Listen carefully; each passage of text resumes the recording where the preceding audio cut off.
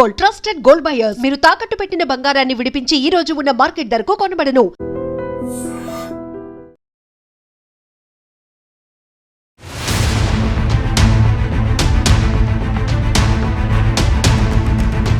విశాఖలో మరొక రోడ్డు ప్రమాదం జరిగింది. పెందుర్తిలో 2 ట్రక్కుల మధ్య ఒక డ్రైవర్ ఇరుక్కుపోయాడు. పెందుర్తి నుంచి రాంపురం వైపు వెళ్తున్నటువంటి జాతీయ రహదారిపై ఆగి ఉన్నటువంటి ట్రక్ను మరొక ట్రక్ బలంగా ఢీకొనటంతో ఈ ఘటనలో డ్రైవర్ ఎవరైతే ఉన్నారో ఒక వ్యక్తి 2 ట్రక్కుల మధ్య ఇరుక్కుపోవడంతో ఇప్పుడు అతన్ని బయటకు తీసేందుకు చాలా కష్టాలు పడాల్సినటువంటి పరిస్థితి వస్తోంది. ఎందుకంటే అంత ఈజీగా కూడా లేదు. సో సమాచారం అందిన వెంటనే పోలీసులు, ఫైర్ సిబ్బంది ఘటనా స్థలికి చేరుకుని 2 ట్రక్కుల మధ్య పోయినటువంటి ఆ డ్రైవర్ను కాపాడేందుకు రెస్క్యూ కొనసాగిస్తున్నారు. చాలా ఇబ్బంది పడే పరిస్థితులు కూడా అక్కడ కనపడుతున్నాయి. ఎందుకంటే వారైతే అక్కడ ఉన్నటువంటి కట్టర్స్ని ఉపయోగించి, అలాగనే చాలామంది స్థానికులు కూడా సహాయక చర్యల్లో పాల్గొంటున్నారు. ఫైర్ సిబ్బంది, పోలీసులు ఇద్దరూ కలిసి అక్కడ రెస్క్యూ కొనసాగించి ఆ వ్యక్తిని కాపాడే ప్రయత్నం చేస్తున్నారు. అయితే ఈ ఘటన ఒక్కసారిగా జరగడంతో ఆ వ్యక్తి ఆ మధ్యలో ఇరుక్కుపోవడం వల్ల తన్ని కాపాడండి అంటూ అతను పెడుతున్నటువంటి ఆర్తనాదాలు, కేకలు ప్రతి ఒక్కరిని తీవ్రంగా కలిచివేస్తున్నాయి.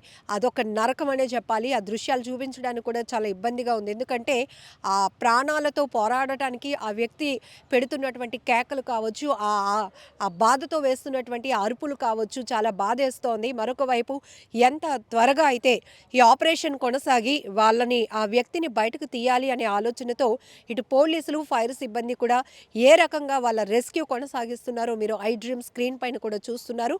అయితే పెందుర్తి నుంచి రాంపురం వైపు వెళ్తున్నటువంటి ఈ 2 ట్రక్కులు కూడా ఒక్కసారిగా బలంగా ఢీకొనటంతో జాతీయ రహదారిపై ఈ ప్రమాదం జరిగింది.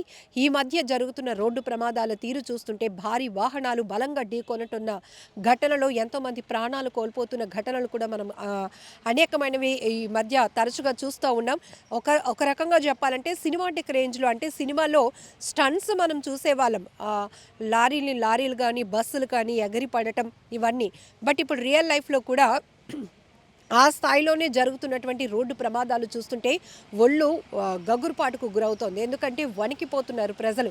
ఏ క్షణంలో ఎప్పుడు ఎలాంటి ప్రమాదాలు జరుగుతాయో, ఏ క్షణంలో రెప్పపాటున మనుషుల ప్రాణాలు ఎంత ఈజీగా పోతున్నాయో, ఇలాంటి ప్రమాదాల తీరు చూస్తుంటేనే ఒక రకమైన పానిక్ ప్రతి ఒక్కరిలో కనపడుతోంది. రోడ్లపైన ప్రయాణం చేయాలంటేనే తెలియకుండానే ఒక రకమైన భయం అందరినీ వెంటాడుతోందని చెప్పాలి.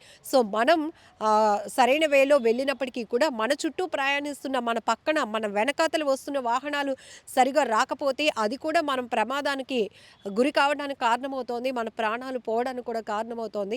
ఈ మధ్య కొన్ని మీమ్స్ కూడా నడుస్తున్నాయి. ట్రైన్ ఎక్కినా, లేకపోతే ఫ్లైట్ ఎక్కినా, లేకపోతే బస్ జర్నీ చేసినా కూడా ఆ ప్రయాణం కొనసాగే వరకు కూడా ఆ ప్రయాణికులు, ప్యాసింజర్స్ అనేది ఒక టెన్షన్లో ఉంటున్నట్టుగా కొన్ని మీమ్స్. ఎందుకంటే ఆ స్థాయిలో అంత భయానకంగా జరుగుతున్నాయి రోడ్డు ప్రమాదాలు చూస్తుంటే. బస్సులు తగలబడిపోతున్నాయి, లారీలు, భారీ వాహనాలు అలా వచ్చి అమాంతం బ్రిడ్జ్ల నుంచి కిందకి దూకేస్తూ ఉన్నాయి.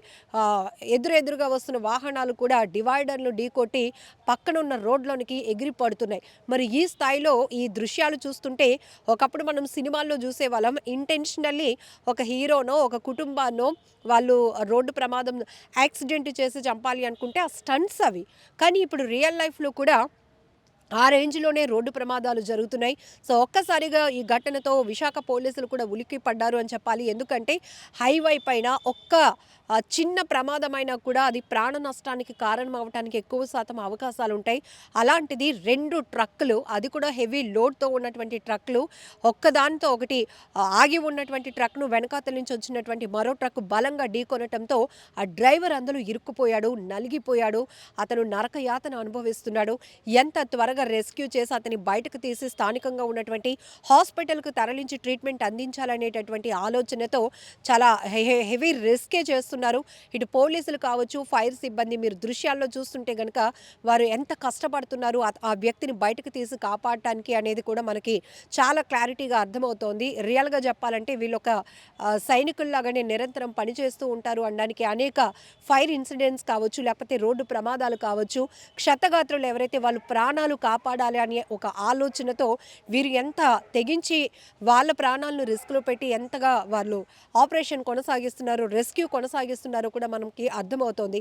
ఏది ఏమైనప్పటికీ కూడా రోడ్డు ప్రమాదాలు పూర్తి స్థాయిలో అరికట్టడానికి ఎన్ని జాగ్రత్తలు తీసుకుంటున్నప్పటికీ కూడా అతివేగం ఒకటి కారణమవుతోంది, నిర్లక్ష్యపు డ్రైవింగ్ కారణమవుతోంది.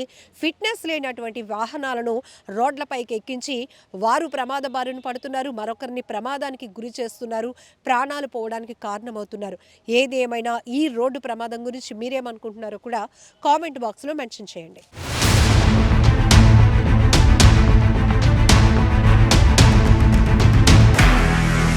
నిజంగా ప్రస్తుతం ఉన్నటువంటి సమాజం దేనికి ప్రయారిటీ ఇస్తుంది? ఆర్థిక సంబంధాల చుట్టూ మాత్రమే తిరుగుతుంది. మళ్ళీ ఎన్నికలంగానే చాలా విరక్తి కలుగుతాం.